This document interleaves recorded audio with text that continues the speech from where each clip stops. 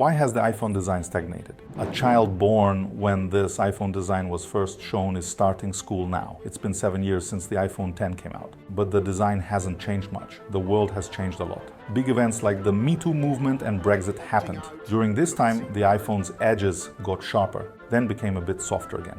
Has Apple given up on innovation? At the same time, other companies keep making new phone designs and technologies, but the iPhone still looks the same. At the same time, other companies keep making new phone designs and technologies, but the iPhone still looks the same. At least if you look at it from this side. But if you look from the other side, every model seems to change a little. Or not every. Why does the camera block on regular iPhones change every year, but not on the Pro models? The reason for these changes is clear. They need to stand out. The iPhone has become a symbol, an expensive thing people buy every year even if they don't need it. It's a way to show that you can afford to buy pricey things you don't need.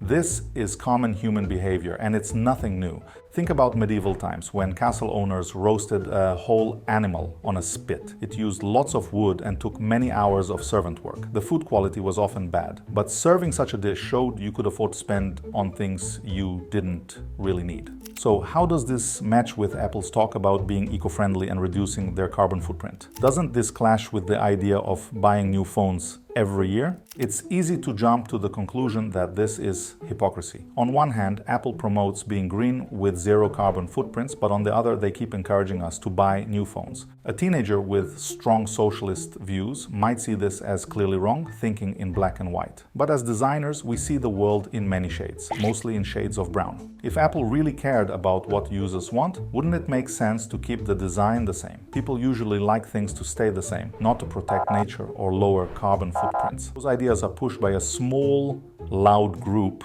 but they don't make more sales. So this mismatch is deeper than it seems. There are 3 deeper layers. The first is simple. It's about money. Here, some big ideas about society come together. A famous economist named Herbert Simon said, people like things to stay the same because it makes life easier. When things are predictable, our brains don't have to work as hard. It's easier to have feelings about things when they stay the same. The next layer is about another thinker named Heidegger. He said that when technology fits into our daily lives, we stop noticing it. He called this ready to hand. When a device works well, we don't think about it anymore. It just becomes part of our routine. The iPhone kind of blends into this idea. With screens that have no borders, we notice the phone less. It's not just an iPhone anymore. It's part of our life, almost like it's not there. So it seems clear the iPhone needs to stay the same so people keep buying it. It also needs to blend into daily life. There are many examples. I used to care a lot about new GPU cards because they came out often. Big companies competed and exciting things happened. But then it slowed down.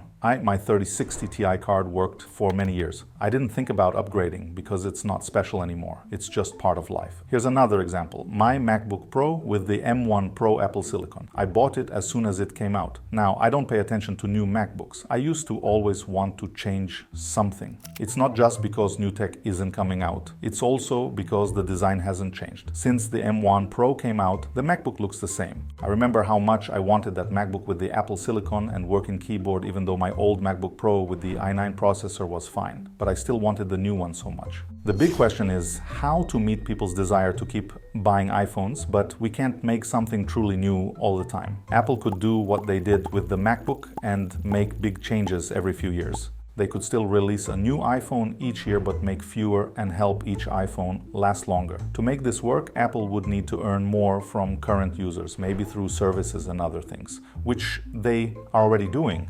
Apple is building up its services and they're making more money from them. But what if we kept the design the same but changed the symbol? So let's go back to the cameras. Why does the camera area on regular iPhones change every year but not on the Pro models? Some might say it's just to show off, that people want to display they have the newest iPhone. But if that's true, why doesn't Apple change the camera area on the Pro models too? Even if it changes a bit, you can't really tell unless you look closely. Notice the difference more after 2 or 3 years? If Apple just wanted to make things look new, they'd change the camera design on all models. But the situation is deeper than that. Here's a bit of philosophy. I think thinker named Jean Baudrillard said that companies like Apple create a feeling of newness by changing a symbol, the camera area, and this makes every update seem important, even when it's not. That's why people now buy not for real features, but for a new symbol. Again, this is normal. It's part of being human. Like the roasting spit example, we spend money and effort on things we don't need to show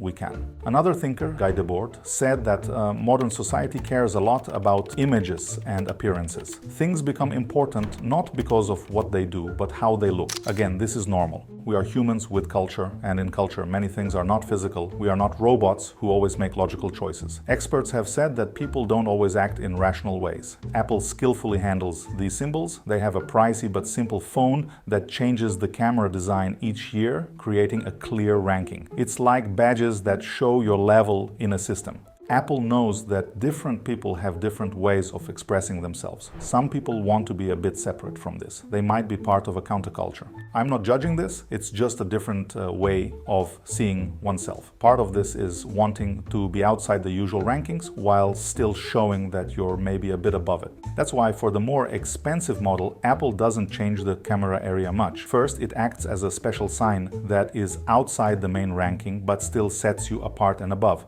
Also, you know that by paying more, you're buying the feeling of having the latest iPhone for longer than just 1 year. So it's interesting to ask, what do you really need from your iPhone? Is this important part of your life? Did you know that iPhones are usually a bigger part of their users' lives than Android phones are for their users? Have you wondered why? I have, and I think I know. But first, what do you need from your iPhone? You need it to be a symbol, right? We all need symbols because we're part of society. Or would you rather it never changes? That you don't have to learn anything new? Would it be better if it never changed and they just gave it a new processor each year? Or do you care more about saving money? Or do you still believe that people always make logical choices with money? I don't. And I don't have clear answers to these questions. These are deep questions that make us think about how companies like Apple make decisions, what they base them on, and how they fit into the world today, and what this means for us. And talking about how iPhones are a big part of our lives, there's one thing Apple keeps very consistent: their design system.